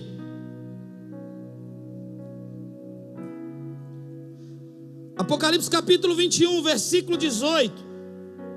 A estrutura da muralha é de jaspe. Também a cidade é de ouro puro, semelhante a vidro límpido. O fundamento da muralha da cidade estão adornados de toda espécie de pedras preciosas. Cadê as mulheres? Gostam de joia? O primeiro fundamento é de jaspe, o segundo de safira, o terceiro de calcedônio, o quarto de esmeralda, o quinto de sardônio, o sexto de sárdio, o sétimo de crisólito, o oitavo de berilo, o nono de topázio, o 10º de crisópraso, o 11º de jacinto e o 12º de ametista. Olha comigo aqui versículo 21. As 12 portas são 12 pérolas, e cada uma dessas portas de uma só pérola.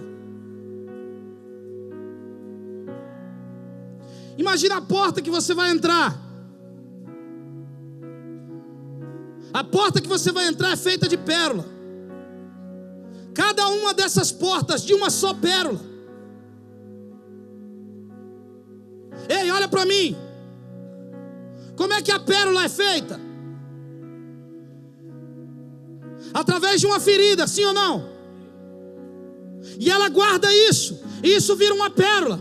Sabe o que te conecta com a eternidade? A ferida de alguém que se permitiu ser curado. Alguém que foi ferido e se permitiu ser curado. Isso se transformou em uma pérola que te conecta com os céus.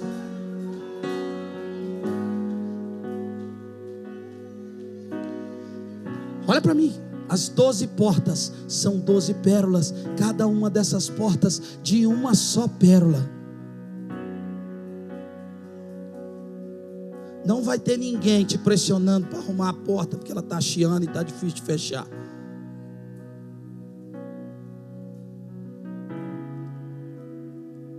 Versículo 21, as 12 portas são 12 pérolas. Fica comigo, irmão, em nome de Jesus.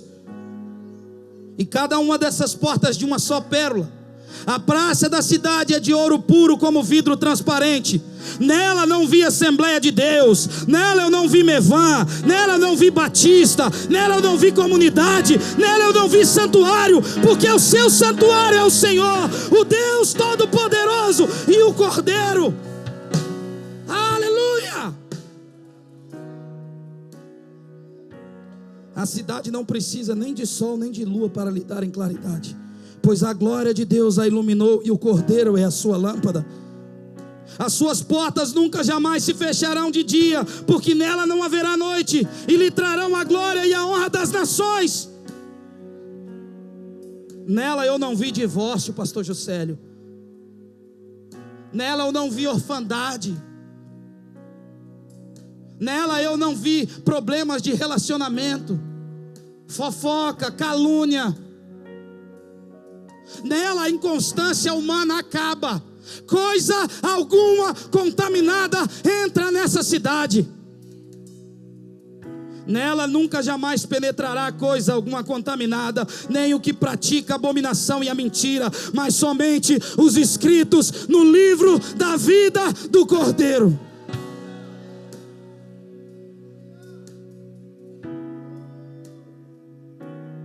Por isso não se alegrem porque os demônios vos submetem, mas porque o vosso nome está arrolado nos céus. O vosso nome está arrolado nos céus. Você é eterno. Talvez você não mora na casa que você gostaria de morar, não tem as coisas que você gostaria de ter. Não chore por aquilo que você não tem. O Senhor é o seu pastor e de nada você vai ter falta. Ele está preparando Ele já preparou esse ambiente para nós, onde aquilo que se valoriza aqui e lá é asfalto. As ruas são de ouro límpido, como vidro transparente. Ouro puro. Você está aqui comigo? Pastor, líder, agente social no seu bairro. Qualquer pessoa aqui no altar e lá embaixo que desenvolve um serviço para Deus, que canta, que adora, que prega, que cura pessoas. Se você perder a sua conexão com a eternidade, você vai ser um ser humano infeliz. Você vai ser um ser humano miserável, projetando a sua vida em resultados, projetando você em conquistas. Não. Deus me espera. Por isso Paulo ansiava por esse dia. Por isso algumas pessoas caminharam para a morte e diziam: morrer para mim é lucro. Sabe, irmão, nós não precisamos mais de pregadores nessa geração. Nós precisamos de mártires. Pessoas que morram por uma mensagem, porque foi eles que destravaram o céu e impulsionaram. Pessoas que morreram por uma causa, e esses homens que morreram por uma causa, a maioria deles viram os céus abertos e viram o que os esperava. Não nos atentamos para aquilo que vemos, porque essas coisas são passageiras. Nos atentamos para as coisas que não vemos, porque essas são eternas. Você está aqui comigo? Eu já estou pó da gaita, cansado. Sou bem mais novo que a maioria das pessoas que estão aqui. São pastores e são líderes, mas com muita, sabe, não sei, o meu sentimento talvez seja, eu não sei o que é, mas com muita graça eu quero te dizer: não perca isso não. Você vai matar seus filhos, você vai matar sua casa, você vai destruir seu casamento. O que faz pessoas ficarem anos, pastor Luiz, à frente de uma igreja? Ah, meu Deus, Júnior, tendo um relacionamento com alguém lá dentro, orando por pessoas, orando por casamentos, colocando a mão na cabeça de jovens, de crianças, apresentando os nossos filhos no altar. Isso não é um boteco, irmão. Isso é a igreja de Jesus, que transforma o travesti, que transforma o traficante, que transforma o menino de rua. Meu Deus do céu! Meu Deus, irmão!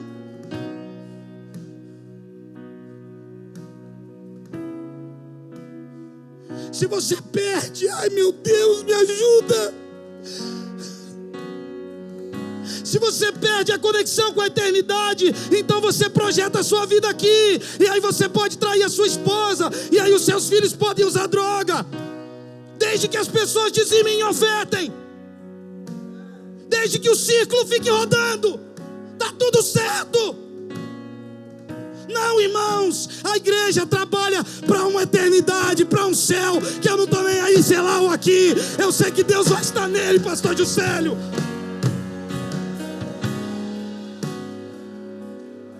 Deus vai me transformar, eu não presto aqui, lá eu vou prestar, irmão. Eu vou prestar, Júnior. Eu não vou decepcionar o meu Deus. Eu não vou ferir o meu Deus com o meu egoísmo, com a minha inveja, com a podridão que tem em mim. Ele vai transformar a minha carne incorruptível em incorruptibilidade. Ah, se você perde isso de vista, você vai olhar a mulher tomando banho, você vai chamar ela, mesmo que seja a mulher do seu amigo. Ah, irmãos, em nome de Jesus, irmãos, eu sou só um menino falando isso para você. Mas abre o seu coração para isso. Eu sei que é o Senhor que está falando comigo. Como eu preciso de colo para o meu coração.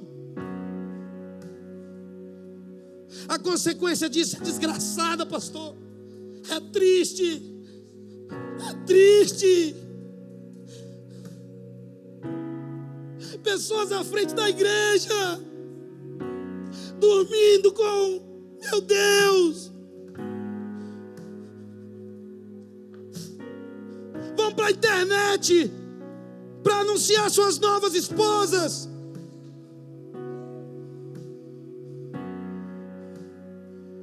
O leão da tribo de Judá vai vir para julgar isso, irmãos. O leão da tribo de Judá vai vir rosnando sobre a nação brasileira. Rosnando sobre a nação brasileira. Eu acredito no ministério profético. Eu acredito.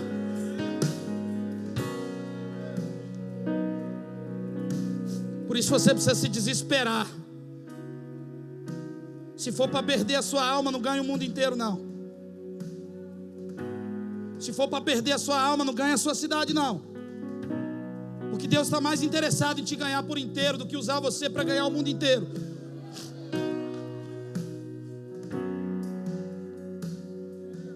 Restitui minha alegria de ser salvo. Eu fiz escolhas que me roubaram isso, Senhor. Me desconectaram da eternidade. Eu projeto meu coração só aqui. Por isso Jesus chama os caras e diz: olha, eu vi Satanás cair do céu como um raio.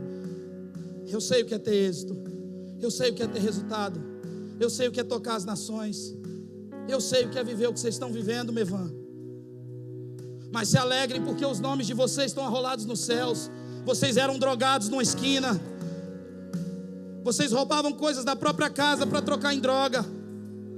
Agora o nome de você está arrolado no céu, para morar num lugar onde as portas são de pérola, onde as colunas da cidade estão adornadas de toda espécie de pedras preciosas, onde o Senhor vai te dar as estrelas como herança, onde você vai comer do fruto da árvore do Éden. Você vai ouvir o que os animais estão cantando para o Senhor. O canto dos pássaros vai ser como uma voz, porque há uma voz em tudo que Deus fez. E eu não quero entrar em questão escatológica para você endurecer o seu coração. A fé que tem para você mesmo, amém, irmãos?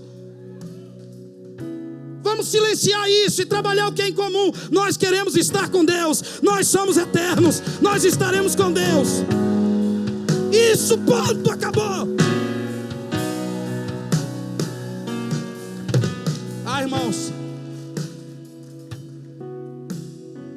Não é tempo de fazer churrasco, não.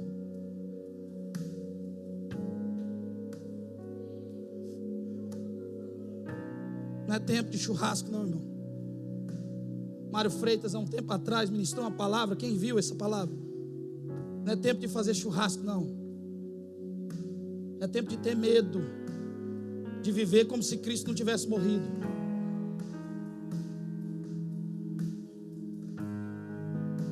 Se desespere, pastor. Tire o seu coração dos resultados. E se alegre porque o seu nome está arrolado nos céus. O que protege o nosso coração é o senso de eternidade, Rafael.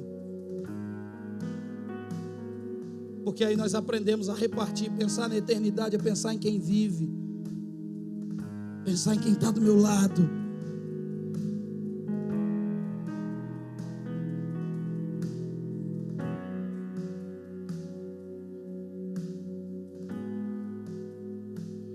Senhor, nós estamos aqui, Deus. Nós estamos no intervalo de 15 minutos, onde o Senhor está corrigindo o nosso coração, nos alinhando uns com os outros, nos conectando uns com os outros novamente. Nós não queremos morrer menino, Deus, morrer no deserto. Nós queremos olhar para o alto e saber que é de lá que nós vimos e é para lá que nós vamos. Se você fez alguma escolha errada, olha para mim, que roubou essa alegria de você, escreva uma canção para Deus hoje.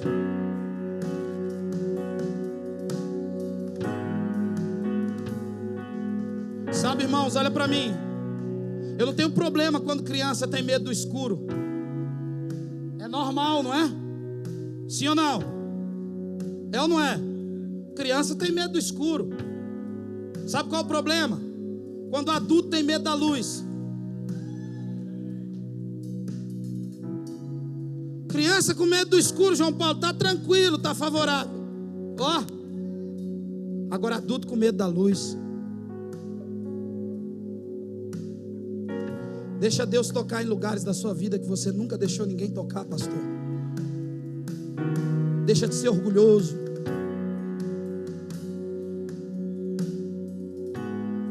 Deus não olha para os seus títulos, Deus te chama pelo nome. Restitui em mim a alegria de ser salvo. Me pluga com a eternidade, me dá senso de eternidade. Restitui em mim a alegria da salvação.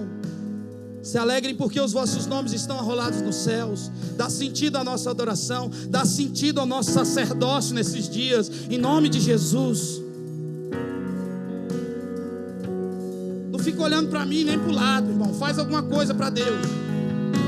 Diga alguma coisa para o Senhor. Adora aí, Faca. Ajuda a gente aí, vai, mano. Feche os seus olhos e adora o Senhor.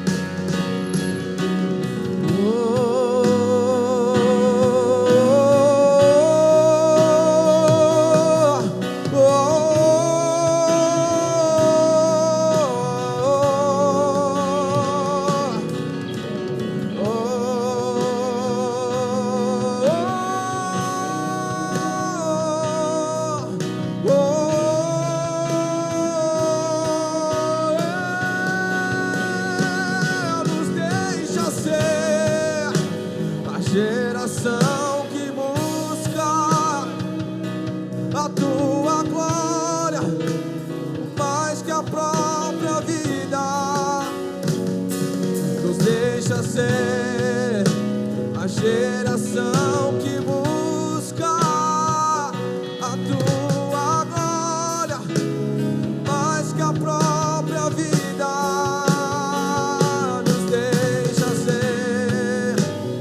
Geração que busca a tua glória mais que a própria vida.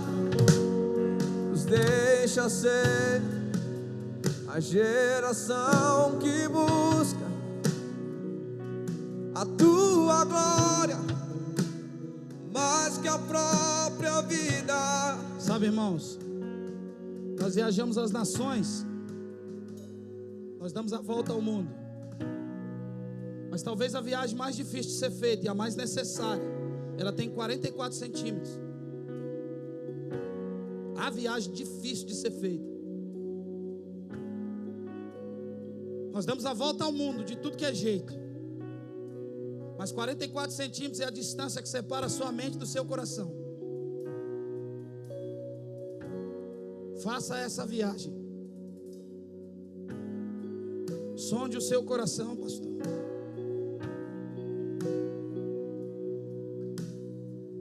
Não deixe a iniquidade entrar pelo seu lar, não. Que o Senhor tenha misericórdia de nós. O pecado é praticado por um pecador. Agora um governador, alguém que representa governo, quando peca, o seu pecado não é pecado, é iniquidade. Porque ele determina o comportamento das pessoas que caminham com ele. A quem muito é dado,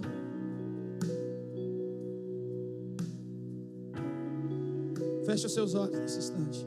Pastor Luiz, vem cá, pastor, fazer essa oração. Vem cá. Nos conecta com a eternidade, Senhor. Nos ajude a adorar a Deus. Nos ajude a adorar o Senhor. Feche os seus olhos. Nos ajude a adorar o Senhor. Se você entende que você precisa vir aqui para frente, venha, não espere ninguém te chamar. Seja livre, sente-se, ajoelhe. Deixa ser a geração que busca a tua glória, por mais que a própria vida nos deixa ser a geração que busca a tua glória, mais que a própria vida.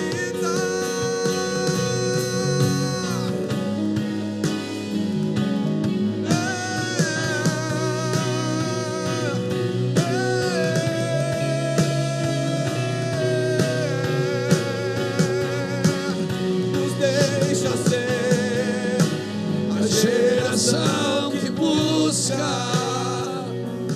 a tua glória, mais que a própria vida. Nos deixa ser a geração que busca a tua glória, mais que a própria vida. Sem ti não irei, sem ti não irei. Não nos deixes sair da tua presença. Sem ti não irei, sem ti não irei. Não nos deixes sair da tua presença. Sem ti não irei, sem ti não irei. Não nos deixes. Louvado é o Senhor. Glória a Jesus. Como Deus vem construindo nesses dias, irmãos. Como Deus vem selando cada momento. Nos aprofundamos nas palavras nos primeiros dias. Falamos de missões. Falamos do serviço que tem que ser feito. Depois o Senhor vem pontuando e dizendo que você não pode entrar nesse serviço na sua capacidade. Veio dizendo que você tem, nós temos, deixa eu me incluir aqui com você. Somos improváveis, mas Deus quer fazer. Ontem falamos de remir a fonte.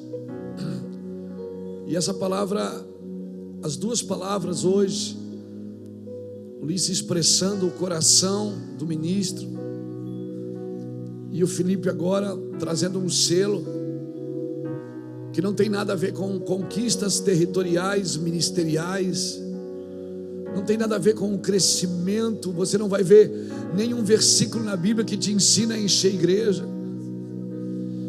Você vai ver versículos na Bíblia que te ensinam a transformar cidades e gerações. E o Senhor está fazendo isso, irmãos, conosco, os ministros. Davi libera e disse: Senhor, por favor, devolve a alegria que eu tinha. Porque se as coisas no ministério alegram mais você do que a conexão com a eternidade, o dia que as coisas não tiverem presente, você vai ser um homem triste. O dia que Deus te tirar as coisas e dizer, ó, vai para lá, vai para cá, você vai ser um homem triste, porque é movido por coisas. O dia que Jesus deixar de ser suficiente para o seu ministério, já era. Para a sua vida, já era. Nós entendemos que o Senhor está tratando da nossa casa, da nossa igreja, da igreja brasileira a partir daqui também. Eu sei que não é um evento que sinaliza, né? Esses dias eu estava numa conferência, alguém me disse lá, depois dessa conferência o Brasil vai mudar. O Brasil não muda depois de uma conferência. O Brasil muda quando os santos entenderem o que Deus quer fazer em cada um. E Davi fala uma coisa que a gente não pode perder de vista. Davi diz, Senhor, torna a dar-me a alegria da tua salvação e sustenta-me com o espírito voluntário. Então, sabe o que eu vou fazer? Eu vou ensinar os pecadores o teu caminho, e eles se converterão a ti. Porque para cada cruz que você vence, fica uma cicatriz, e você começa a criar legalidade. Então eu quero declarar que as tuas piores mazelas vão se transformar nos teus maiores ministérios. As tuas piores perseguições, as tuas piores tentações, as tuas piores dificuldades vão se transformar no seu maior ministério. Amém? No seu maior ministério. Aquilo que é obstáculo, que tem tentado parar você, vai transformar na sua vida uma ferramenta, porque vai te dar legalidade para trabalhar num lugar que o diabo quase te matou.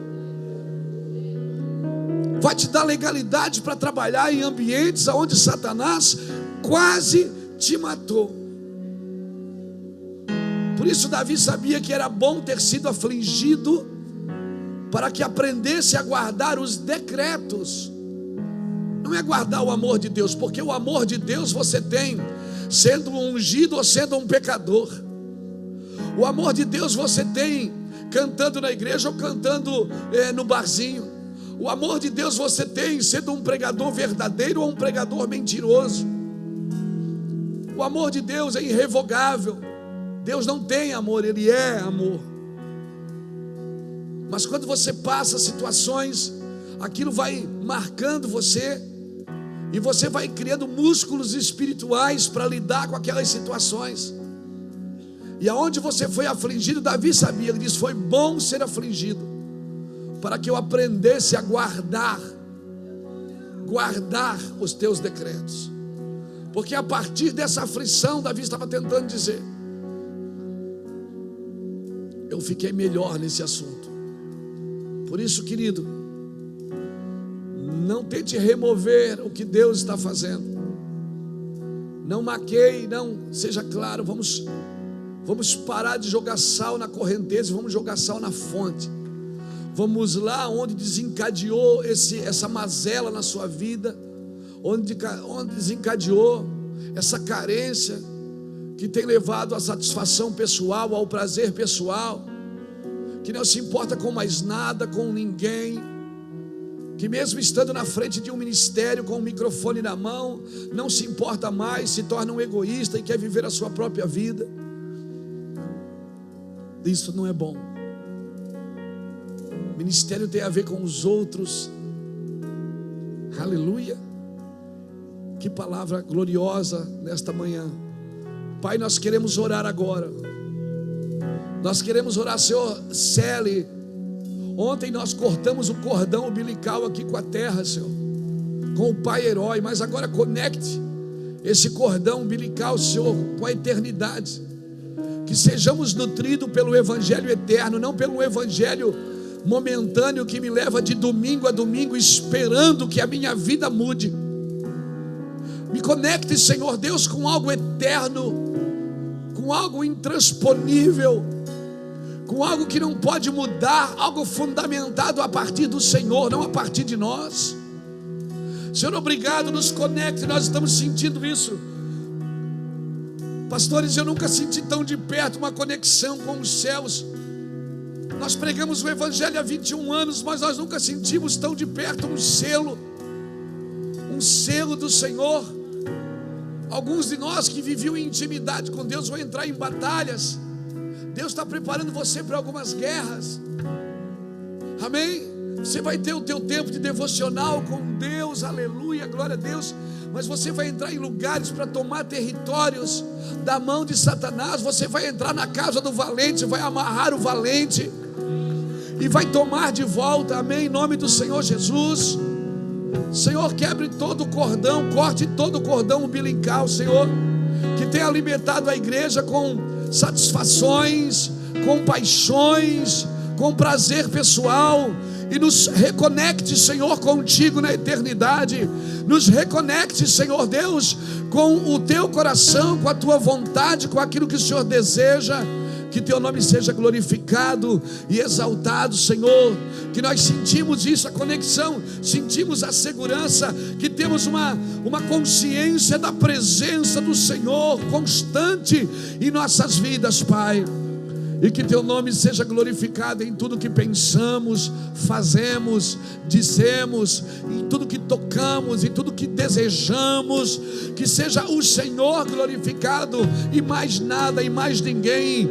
Que a nossa alma se cale diante do pecado, que a nossa alma se cale, Senhor, que ela não tenha atitudes pessoais e nem atitudes individualistas, Senhor, em nome do Senhor Jesus Cristo. Que esse dualismo secularizador que vem tentando, Senhor Deus, secular a vida sagrada, em nome de Jesus nós declaramos, pisamos em cima, Pai, em nome de Jesus. Nós queremos ser espirituais, nós somos seres espirituais. Nos conecte de volta, Senhor, nos conecte, conecte a igreja com o cabeça que é Cristo, com o cabeça que é Cristo.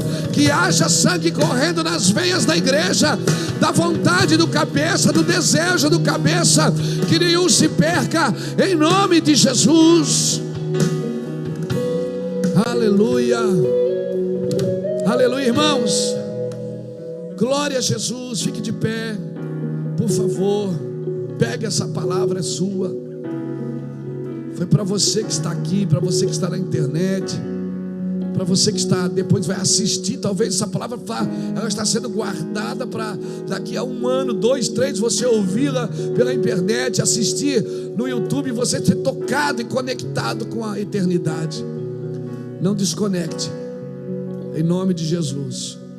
Não adianta você estar conectado na igreja, não adianta você fazer parte da membresia se você não está conectado com a eternidade.